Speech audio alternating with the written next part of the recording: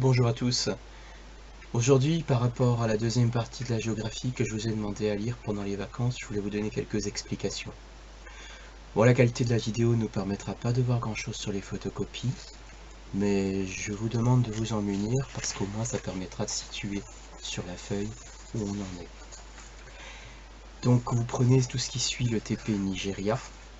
Ça commence par une feuille où il y a marqué grand 2. On va peut-être pas voir forcément parce que c'est en blanc et la résolution n'est pas super.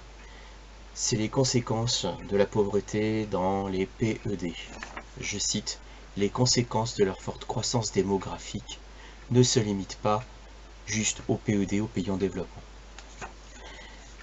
Alors, pour expliquer cela, sur la première page, où il y a ce titre, on a une indication qui nous dit que voilà, l'accès au développement est difficile pour ces pays. Ces pays, en fait, n'ont pas assez de biens, assez de services, assez d'énergie, on l'avait vu dans les 2 TP, pour permettre à la population de vivre correctement, de vivre dans le confort. Je rappelle que le confort, vivre dans le confort, se sentir à l'aise, c'est un signe de développement, c'est même le synonyme, être dans le confort, du mot développement.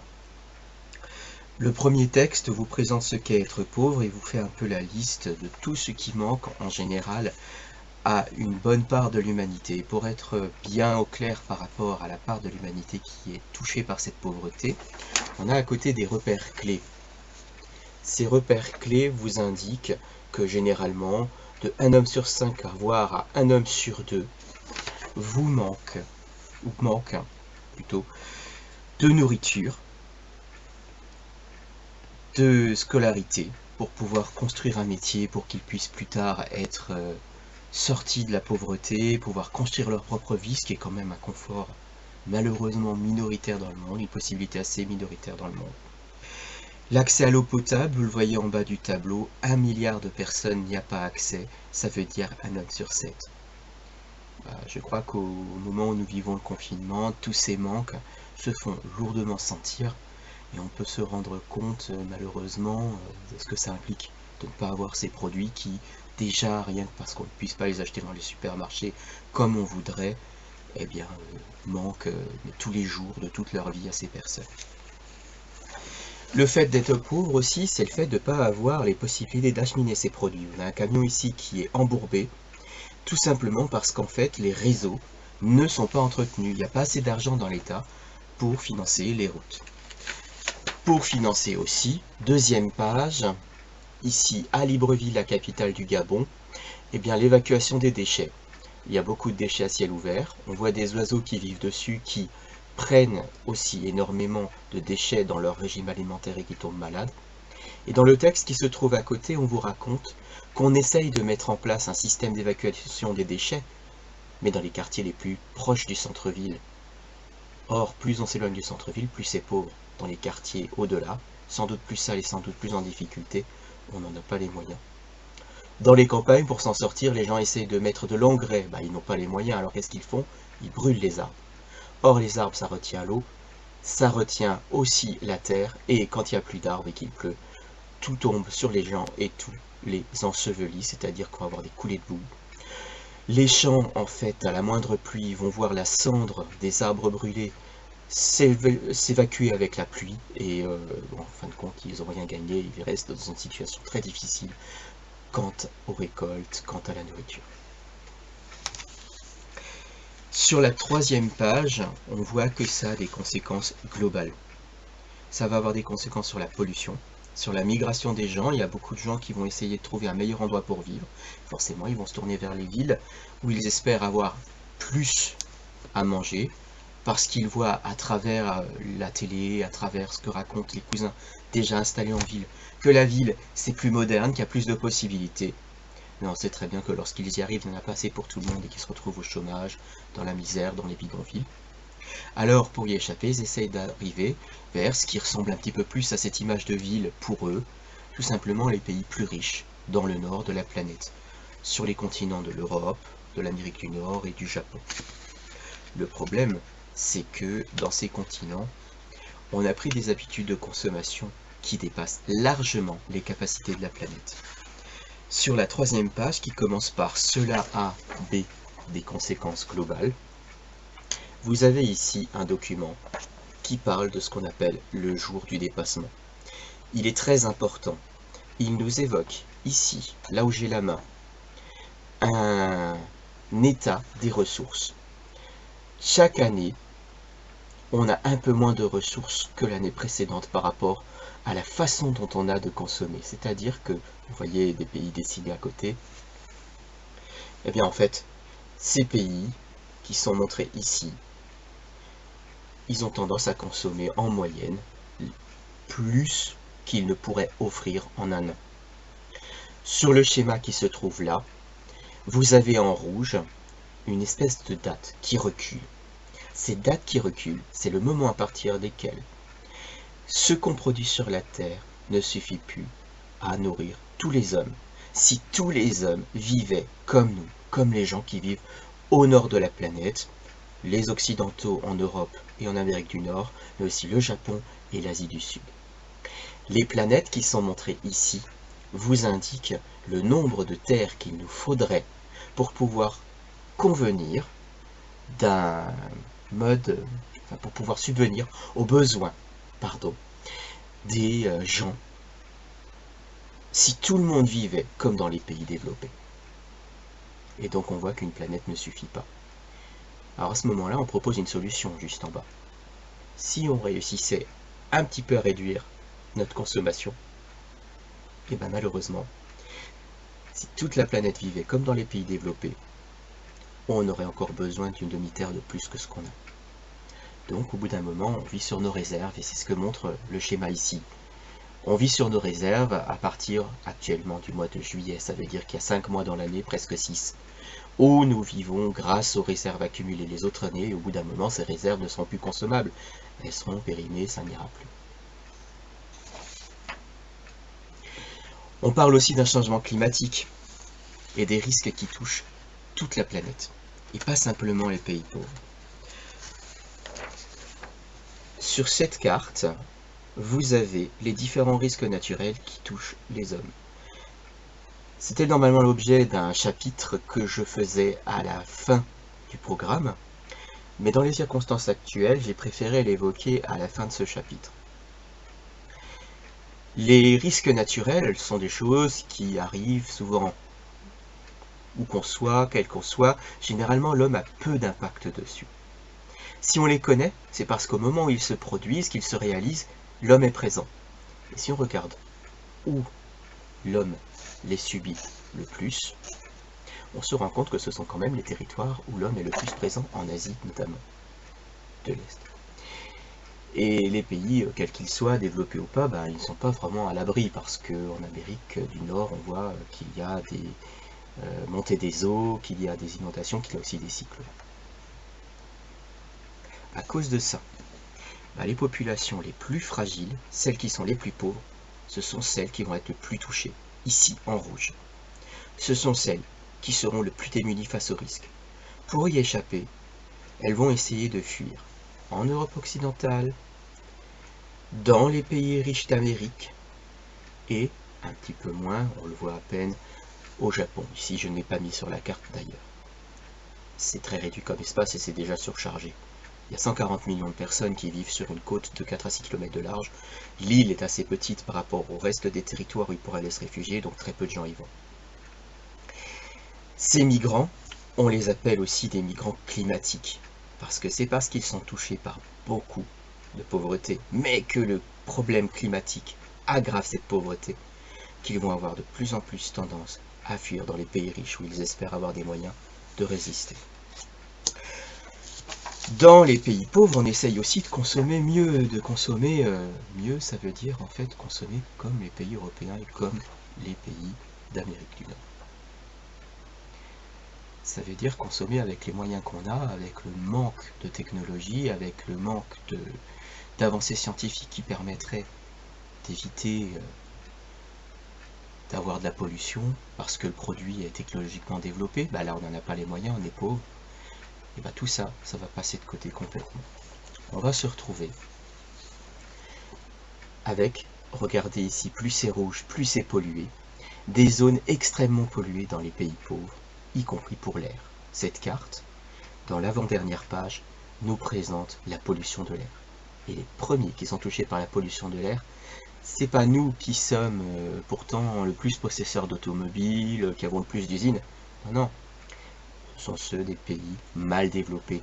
Parce que leurs installations, elles sont faites dans l'urgence, avec des moyens qui ne permettent pas de prendre soin de l'environnement, faute d'argent. Qui a l'argent a les moyens de se protéger contre les risques. On peut par exemple faire des immeubles aux normes antisismiques, trouver des moyens de faire des digues pour empêcher la montée des eaux dans un port comme à Venise. Ici, ce n'est pas le cas. Dès qu'on a un peu d'argent et qu'on réussit à l'investir, on va l'investir dans des usines qui ne sont pas aux normes environnementales. Elles ne peuvent pas l'être parce que ça coûte trop cher techniquement. Et l'air de cette région, ici, marqué clairement en rouge foncé, est très pollué. Lorsque ces régions n'étaient pas en confinement, on voyait beaucoup de gens y circuler avec des masques déjà, à cause de la pollution. On connaît ça aussi dans nos agglomérations, comme à Paris, à cause de la circulation. Mais là, c'est généralisé. Or, c'est l'air. Et l'air, ça circule. Et comme ça circule, eh bien ça va finir par nous toucher. N'importe où sur la planète, les gaz nocifs vont se disperser dans l'air. Sur les pôles, et en particulier au pôle sud, la couche qui protège des radiations solaires et des rayons nocifs du soleil, qu'on appelle la couche d'ozone, a été complètement mangée par ces gaz. Et même si en Europe, on essaye d'avoir des produits qui ne dégagent plus ces gaz, dans les pays pauvres qui n'ont pas le moyen technologique de produire des choses qui permettent de respecter l'environnement, des voitures propres, des aérosols différents, eh bien, là, vu la quantité de personnes qui va les consommer, puisqu'il y a plus de la moitié de l'humanité concentrée là, l'air se retrouve énormément pollué. Et cela circule et touche la planète entière. La carte que vous voyez au-dessous nous présente la vulnérabilité. La vulnérabilité, c'est le fait d'être donc à la fois plus sujet à la pauvreté et au risque. On est plus souvent victime, on est plus fragile par rapport à ce qui pourrait nous toucher. Et cette carte fait le bilan des 3 ou 4 documents précédents, qui précisent bien des zones, ici représentées en rouge parce que les plus soumises au risque, les moins équipées pour protéger et l'environnement et les gens. Et on voit bien que les risques touchent la planète entière, quels qu'ils soient. Et la présence de l'homme nombreuse là où les risques naturels ont lieu, les amplifie leurs conséquences. Beaucoup de dégâts, beaucoup de victimes. Et donc surtout dans les pays pauvres parce qu'ils n'ont pas l'argent pour se protéger. La dernière page commence donc à nous parler des migrants climatiques qui aujourd'hui, avec la montée des eaux dans l'océan Indien, avec la fonte des glaces au pôle Nord et au pôle Sud, eh bien, vont voir leur environnement soit près des côtes menacées par la montée des eaux, soit à l'intérieur s'assécher parce que, en fait, il pleut beaucoup près des côtes et ça va couler dans la mer. Mais une fois qu'on s'éloigne de la côte, le climat devient plus sec. Je veux pour référence la sécheresse que nous avons connue l'an dernier avec les pics de canicule. Les gens vont donc même fuir. Et on connaît des exemples, même en Amérique du Nord, où les gens ont fui parce qu'en fait, ils se sont retrouvés dans une vallée qui était devenue tout à fait sèche, dans une région qui était devenue tout à fait sèche, et ils ne pouvaient pas continuer à vivre avec ce manque d'eau, puisque l'eau est essentielle à la vie, nous sommes constitués à 80% d'eau. Elle est essentielle aussi pour produire, elle est essentielle à toutes nos activités. Donc il y en a de plus en plus. Aujourd'hui, on considère que sur l'humanité entière, on a un homme sur 36 qui bouge une fois dans sa vie, qui change de région du monde pour une raison économique ou climatique. Et sur ces 1 sur 36, il y en a au moins 1 sur 5, c'est-à-dire en gros un homme sur 150, sur 160 au total, qui va partir de chez lui actuellement parce qu'il n'a pas assez d'eau, parce qu'il est touché par la sécheresse, ou au contraire parce qu'il y a trop d'eau, que la montée des eaux, les coulées de boue menacent son existence. Pourtant, à la fin de cette page, des solutions sont proposées, des solutions sont évoquées. La personne qui a rédigé ce texte nous propose, par exemple, une solution, je vais le mettre droit, c'est parce que la caméra est en effet miroir, assez particulière pour lutter contre la faim. Il souligne que les Européens, les Américains, les gens des pays développés, ils ont pris leurs aises et qu'ils ont tendance à manger plus que ce qu'ils auraient besoin, que leur corps aurait besoin. On en veut pour preuve le nombre de personnes qui sont atteintes d'obésité, c'est-à-dire d'une surpoids de plus de 11 à 20%. Et par rapport à leur morphologie actuellement, c'est aussi ce pourcentage à peu près de la population. Voire dans certains pays développés, ça approche les 30% de la population qui, parce qu'elle mange trop, parce qu'elle ne fait peut-être pas attention, ou parce qu'elle ressent un besoin vu le stress de la vie, elle mange beaucoup plus et donc elle aura tendance à avoir du surpoids. Ça accélère les problèmes cardiovasculaires, mais surtout, si nous on mange plus, ceux qui n'ont pas les moyens, on ne peut pas leur donner cette nourriture et donc ils n'en auront pas. Le moyen, ce serait de rééquilibrer. C'est ce que propose l'auteur du texte. Après, libre à chacun d'en penser ce qu'il veut. De rééquilibrer les habitudes de consommation. Faire un effort pour consommer moins dans les pays développés permettrait de dégager des ressources en eau et en nourriture qui pourraient aller dans les pays qui en ont le plus besoin. Des continents de l'Afrique, de l'Asie du Sud qui est le plus peuplée. Et dans une moindre mesure de l'Amérique latine. Moins peuplée, elle est aussi encore grandement touchée par la pauvreté. L'idée aussi, ce serait d'utiliser des énergies dites renouvelables, et c'est suggéré tout à la fin de la page. Les énergies renouvelables, je vous en ai mis une liste. Si on dit renouvelable, c'est parce que ces énergies, on peut les récupérer. Alors, il peut sembler étrange que le bois fasse partie des énergies renouvelables, mais c'est parce que le bois va capter le CO2 de notre atmosphère. Il est constitué de carbone, et le bois va littéralement l'absorber. Le bois peut servir de matériau de construction, peut servir aussi pour faire différents outils. Le bois, ça se plante, ça peut se cultiver avec les plantes. Donc le bois fait partie des ressources dites renouvelables et que l'on entretient de plus en plus pour essayer de stocker le carbone en trop dans l'atmosphère. En plus, l'avantage, c'est que les arbres, avec la photosynthèse, produisent en journée de l'oxygène, ce qui permet d'assainir et d'alimenter l'air que nous respirons. Le pétrole, lui, c'est quelque chose de fossile, c'est-à-dire quelque chose qui a été réalisé en des millions d'années, même si aujourd'hui certains essayent des produits de synthèse, ça ne va pas très loin. Les quantités qu'il nous en faut sont énormes, alors on cherche à consommer des produits qui, eux, pourraient être créés plus facilement ou qui existent déjà. L'énergie éolienne. On utilise même la marée motrice, c'est-à-dire la force de la marée. C'est le même principe que l'éolienne, sauf que vous mettez l'hélice dans l'eau. Avec la marée, vous avez une force qui va vous permettre d'obtenir de l'énergie en faisant tourner une turbine qui va envoyer un courant qui va ainsi alimenter en énergie, en électricité, par exemple dans le sud de la France, dans le Languedoc, près de Gruissant, entre Narbonne et Béziers, pour ceux qui connaissent, et plus au sud. On a ce qu'on appelle une hélice marémotrice qui permet de récupérer beaucoup d'énergie, qui alimente quelques entreprises dans la région. Si on ne consomme pas toute cette énergie, elle peut être utilisée comme dans les bâtiments Ikari à Lyon, pour ceux qui se rappellent d'un cours de 6e, pour alimenter par exemple une flotte de véhicules électriques, donc qui ne consomment pas non plus de choses produisant du gaz, qui seraient à disposition des personnes pour leur permettre de mieux circuler.